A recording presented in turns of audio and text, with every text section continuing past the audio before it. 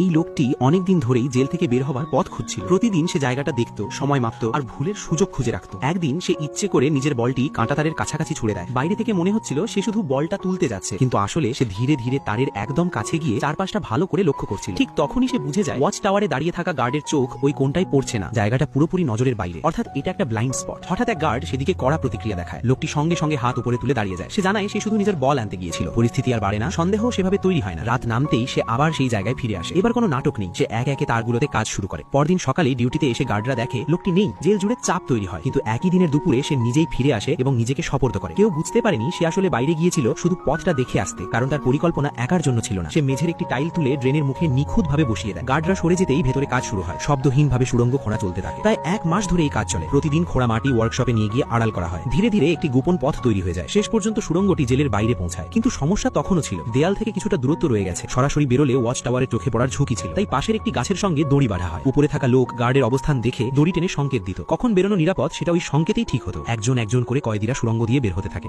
সবকিছু ঠিক পরিকল্পনা অনুযায়ী চলছিল। ঠিক তখনই একজন ঘাবড়ে গিয়ে পড়ে যায়। সেই শব্দই পরিস্থিতি বদলে দেয়। গার্ডের নজর সেদিকে চলে যায়। উপরে কোনো নড়াচড়া না দেখে শেষ কয়েদি বের হতে শুরু করে। আর ঠিক তখনই সে সরাসরি গার্ডের চোখে পড়ে যায়। একটি ছোট ভুল, আর তাতেই পুরো পরিকল্পনা ভেঙে পড়ে। মাসের পর মাস ধরে তৈরি করা আশা, ধৈর্য আর সাহস সবকিছু এক মুহূর্তেই শেষ হয়ে যায়।